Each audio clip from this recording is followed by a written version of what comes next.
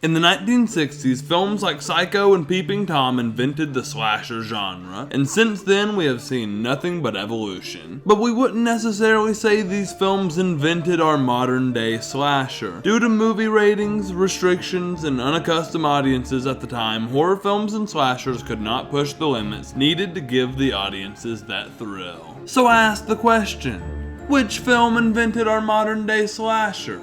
A lot of people are going to bring up Halloween. And while it did do its part, there's a film that did it first, and even played the biggest role in inspiring that film. I'm talking about Black Christmas. This is one of the first holiday-themed horror films and establishes early slasher tropes like creepy phone calls, scary voices, the final girl, struggling mental health, and of course, knife kills. The story follows a group of sorority girls who are receiving odd and threatening calls, but tension rises as they learn where the calls are coming from. In this video, we will be breaking down the slasher elements, breaking down the film's plot, and giving this film a score. Ho ho, hello and welcome to Studio Cinema Saturday, the show where we review films old and new, the ones you don't like and the ones you do. I'm your host, Kael, and today we're reviewing Black Christmas, 1974. And if you've seen our show before, you know we're going to start out with some of that spoiler-free talk. And I'm going to start out with some of my instant reactions to the movie. This film has a super cool old look to it. And it did the POV shot from the killer's perspective at the beginning of the film before Halloween did, and I thought this was super interesting about it. This film initially caught my eye because of Terrifier 3 and it taking a lot of inspiration from Black Christmas. Trivia time. Black Christmas's director Bob Clark directed which other Christmas classic film?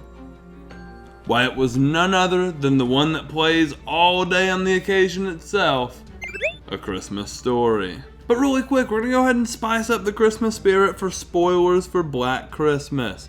So if you complain about spoilers past this point in the video, Billy is gonna be waiting for you when you walk out of the room that you're in. It's me, Billy. I want to go ahead and start by looking at all of the things incorporated into a slasher and things that Black Christmas helped pioneer. The concept of the incoming creepy phone calls is something we've seen in many horror films. For this film, it was inspired by an urban legend, The Babysitter and the Man Upstairs, which followed a teenage babysitter who was receiving calls from the inside of the house. This is one of my favorite creepy aspects of this film, and the voice and the slurs being so creepy reminded me of another film that came out 1 year earlier, The Exorcist. A film that did a number of getting audiences ready for the horror films to come. This film was also inspired by a group of killings in the late 60s and early 70s that happened in Montreal, showing that just a lot of ideas came together to make this film. Like I mentioned in the intro, we see knife kills, POV shots, final girl situations, and I want to dip into that situation just a little bit more. We see it's a trope in horror films that if characters are having sex, they must pay in death.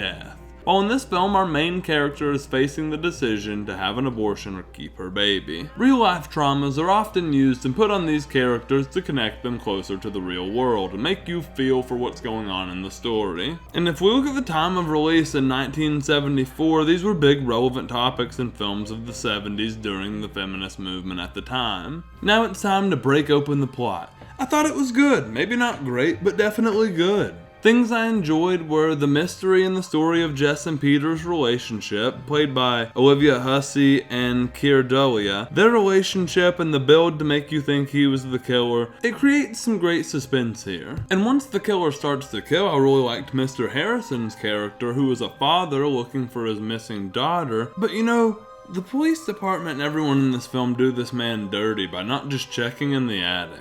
The characters in this film are rather likable, or at least funny at times. Some surprisingly good acting throughout the flick. And then, I would give a whole lot of props to the third act of this film, because the tension was, really getting to me at this point, and I thought this part of the film was great. Really kind of sold me on the watch as a whole. Jess learns calls are coming from the house from the police department, and then she goes back to save her friends. It's at this point where she runs into Peter, who she thinks is the killer. And truthfully, I think the audience does too at this moment. It's not though the police roll up and we find Peter dead and Jess extremely wounded that we learn there was somebody else inside the house. With Jess in a critical state at the end of the film being inside of the house, we are left just haunted knowing Billy is still there. And you know, one of the things in the slasher genre I think this film kind of pioneers is hiding the killer for a good bit of the film and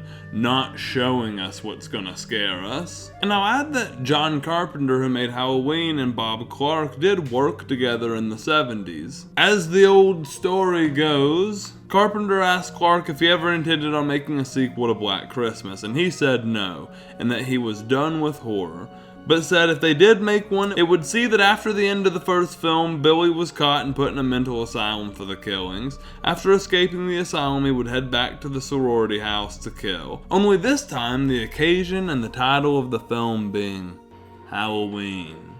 Sound familiar? Although apparently, this really had nothing to do with John Carpenter's Halloween, and they're just coincidentally the same? Do with that information what you will. I've talked about what I really liked about the film. Now I want to talk about what I really didn't like about the film. And you know, I've got to wrap back to the fact that they just never look in the attic of this house. Crazy. Feels silly and kind of just convenient to the plot. And then I did like that Peter wasn't the killer because it felt too obvious that he was going to be the killer. But because of how obvious it felt like we knew that couldn't be where the film was going. I feel like the film would have worked a little bit more had I been second guessing this situation some. Other than that, maybe there's some slowness in the middle of the film, just at the sorority house. But I thought the film was good otherwise. And I haven't talked too much about the killer, Billy. We can pick up from what Clark said about the sequels that Billy does have mental health issues, and we can kind of pick that up from his dialogue in this film as well, making little to no sense. Agnes, don't you tell what we did, Agnes. But other than that, he's just not in the film that much, and I don't really have much to talk about.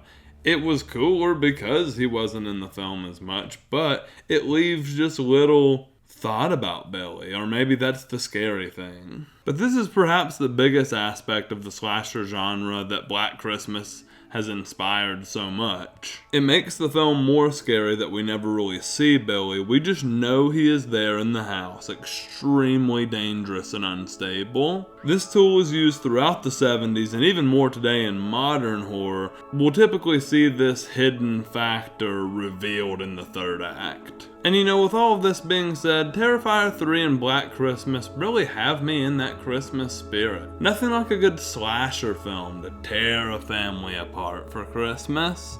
But on a real note, I'll score the film. And to respect what it pioneered and invented, to credit the really cool look of the film, and to credit the moderate thrill that I had while watching it, I give this film a 7 out of 10. Not a great score, but a good score. And we hope you enjoyed this episode of Studio Cinema Saturday. We have more like it, like we just did Gladiator 2, Venom the Last Dance. Over here on the other side, we do Television Tuesday, where we're here talking TV every Tuesday. We just did Caped Crusader and The Penguin. But what we're really doing here is making films ourselves. The Ties That Bind just came out. It's a 38-minute horror featurette that blends with the horror and thriller genre. We hope you're enjoying all of that Studio 24 content, and I hope to see you there.